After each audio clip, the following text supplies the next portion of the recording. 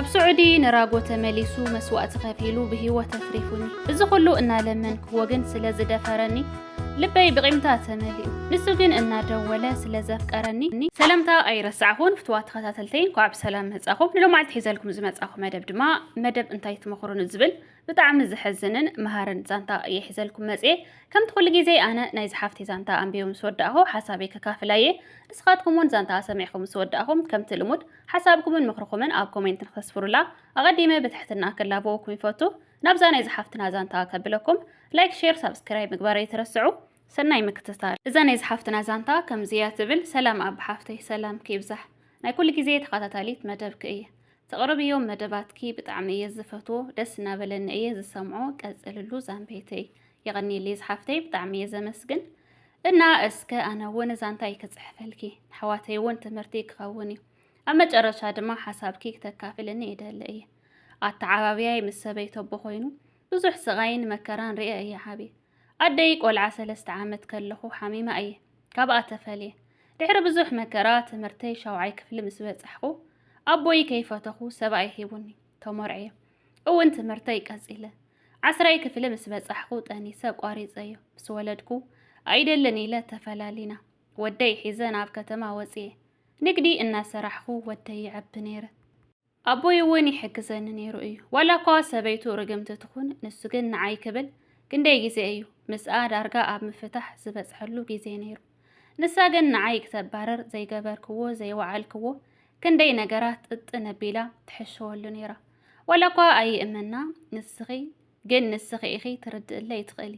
ክንደይ ቆልዑ ሒዘ ክፋታሕ ኣይክእልን ንስኺ ግን ሰሪሕኺ ዓርስኺ ክትክእሊ ኢኺ ይብለኒ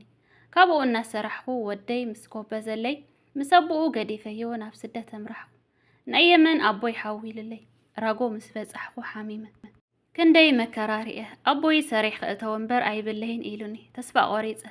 ብኽያት ኮነ ስርሐይ እቲ ሕማም ድማ እናበኣሰኒ ኸይዱ ድሕሪ 4 ወርሒ ሓደ ወዲ ዓደይ ኣብ ውሽጢ ስዑድ እዩ ነይሩ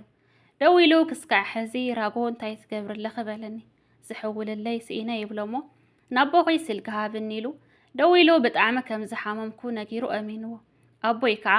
ክንዲ ዝኾነ ይኹን ክሕውለላ እዩ ጥራሕ ጥዕንኣ ትድሓነለይ እምበር ኢሉ ናብቲ ምሽዋር ደው ኢሉ ኣካውንቲ ሃቡን ይብሎሞ እንኳዕ ናብነኹም ተመለስኩም እምበር ምስ ተመርሐት ክትሕውልላ ኢኹም ኢልዎ እዙ ደላሊ ብድሕሪኡ ብዙሕ ግዜ ተመሪሐ ካብ መንገዲ እናደኸምኩ ይምለስ ኣዋርሕ ቁፀርኩ እዚ ወዲ ዓደይ ነቦይ የእመኑ ናብ ኣቦይ ደው ኢሉ ካብቲ ምሽዋር ከፊልና ነውፃእያሞ ናብ ደቂ ዓድና ነእትዋ ብደንቢ ትተሓከም ኢሉ ደጊሙ ኣሚንዎ ኣቦይ ድማ 60,000 ብር ብዓዲ ሕሊፉለይ እቶም ሰብ ምሽዋር ኣይትወፅን ብዙይ ኢኸ ትምርሒ ኢሎም ኣብዮምኒ እዚ ወዲ ዓደይ ንራጎ ባዕሉ መጺኡ ተነጋጊሩ ኣውፂኒ ናብ ደቂ ዓድና ሒዙን ንኸይዱ ድሕሪ ሓደ ሰሙን ወዮ ሓወይ ወዲ ዓደይ ኢለ ዝኣመንክዎ ምሳይ ሕደር ኢሉ ከፈራርሐኒ ጀሚሩ ብፍጹም ንስኻ ማለትኮ ሓወይ ኢኻ ኣይሓድርኒ ለኣብየዩ ብሓይሊ ደፊሩኒ ንገዛ ከይትናገር ኢሉ ኣፈራርሑኒ ምንም ከም ዘይተፈጠረ ስቕበልኩ ሕክምና ተሓኪመ ድሓን ምስኮንኩ ክምራሕ እየ ለዕገርጌረ ተመራሕኹ ለለ ደኺመ ኣብ መንገዲ ተደርብየ ቀረኹ ባዕሉ ኣምሊሱ ሕኪሙኒ ንገዛ ደው ኢለ ለለ ተመሊሰ በቃ ተስፋ ቆሪፀ እየ እንታይ ክገብር ኢለ ነቦይ ነገርክዎ ንሱ እውን ፈሪሑ ጓለይ ብባሕሪ ንዓዲ መልሰለይ ብሂወት እየ ዝደልየ ኣይልዎ ንሱ ከዓ ዓዳይ ትምለስን እዚ ኩላይ መከራ ሓሊፋ ዓድን ተኣትያ እሙርኣ ስሒታ ኮፍ ክትብል ዲኻ ትደሊ ብፍጹም ኣይትምለስን ባዕለይ ሓዚለ ዋላ ይኹን ኣብቲ ትደልዮ ከብፅሓየ ኢሉ ባዕሉ ሒዙኒ ሕዱድ ቆሪፁ ኣልዓርዳ ኣብፂሑኒ ተመሊሱ ብሰላም ኣቴ ንኩሉ ነገር ኣመስኪነየ ኩሉ ነገር ረሲዐ ከም ሓወይ ይደዋወለ ነይረ ካብኡ ግን ክቆፃፀረኒ ኩሉ ነገር ክእዝዘኒ ጀሚሩ በቃ ንስኽኮ ደጊም ሰበይተ ኢኽ እናበለ ምዝራብ ጀመረ ስማዕ ኣነኮ ነቲ ጽቡቕ ነገር ኢለ እየ ስቕ ኢለ እምበር ኣይኮነን ሰበይትኻ ክኾን ከም ጸላእየ እየ ዝርኤካ ድሓር ከዓ ውዕለታ ስለ ዝወዓልካለይ ከፍቀረካ ይትጸበ ውዕለታኻ ግን ብፍጹም ኣይረስዖን እየ ካብ ከዚ ከይትድውለለይ ኢለ ብኩሉ ብሎክ ገይረዮ ስልኪ እናቐየረ ይድውለለይ ጽቡቕ ክንዲ ዝገበርኩ እዚ ፈዲኽኒ እዚ ድዩ ኢደይ እናበለ ይወቕሰኒ ባዕልኻ ትፈለጥ በቃ ኣይትደውለለይ ኢለ ኣቕቢፀዮ ሓቂ ንምዝራብ ኣብ ሓፍተይ እንተዘይደፍረኒ ነይሩውን ብስነ ስርዓት እንተዘጥይቐኒ ነይሩውን ከፍቅሮ ይኹን ሰብኣየ ክኾን ኣይደልን እየ ክገርመኪ ኣብ ዓዲ ካብ ብቆልዓይ ብዘይ ምኽንያት ስቂሉ ካብ ዘጽልአኒ ሰብ እዩ ነይሩ እቲ ከዚ ናትከ ምኽረ ዝደለኽሉ ከምዚ ገይረንማ ኣይቐርን ብዝኾነ መንገዲ ገይረ ሕነይ ክፈዲ ይደልሞ በቲ ሓደ ወገን ሕልና ይወቕሰኒ ስቂለ ህይወተይ ዘይቅጽል ይብል ግን እቲ ሕማቕ ተግባሩ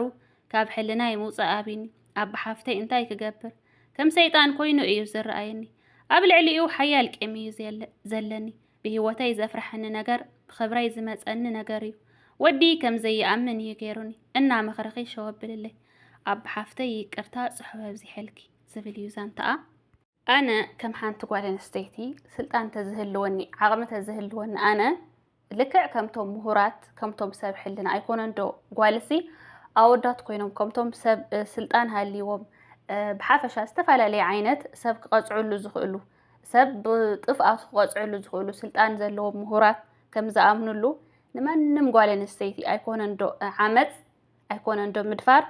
ኣገዲድካ ነዋዕሉ ዝኾነ ዓይነት ኣካላታስ ክትንክፋ ኣይብልካን ዋላ ሰላም ዋላ ገጻ ዝኾነ ዓይነት ክፋል ሰውነታሲ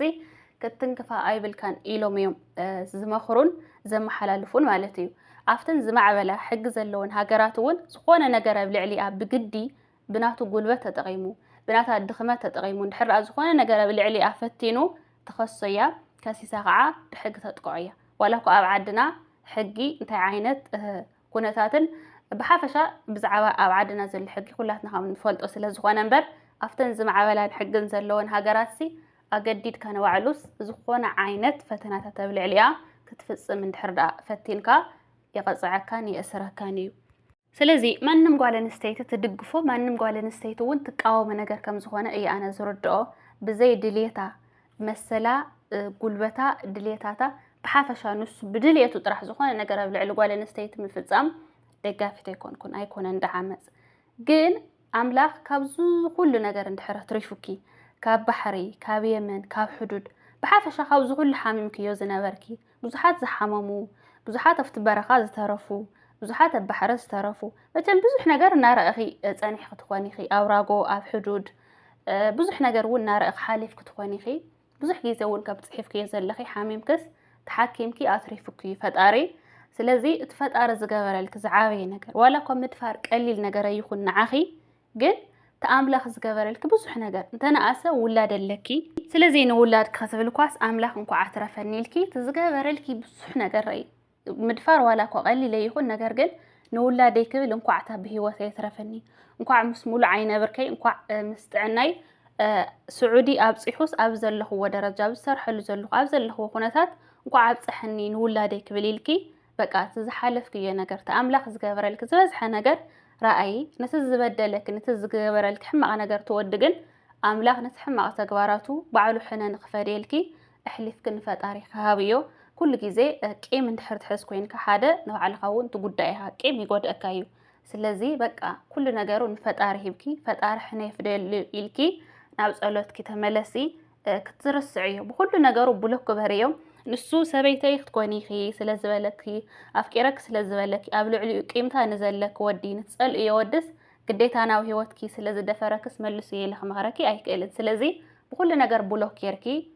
ንዕኡ ኣይትስምዕዮ ولا حد يسلك خدولك خلون ماليسك بلوك يركد هيوت قاتل امبر تزلك قيمتاس بقى انت تقد فيه ناملاك حليف كنت تسويه مولك ونيرا كبرت حافتي بس عرفك هالوتون كما خروخو مو بمخروم كتكملوا تسفاي قبر لو معلتي زنبرت الناس اني تزي ايات مثل ابقى تسالي فيديو كسك عن الرغب سسناين عقب باي باي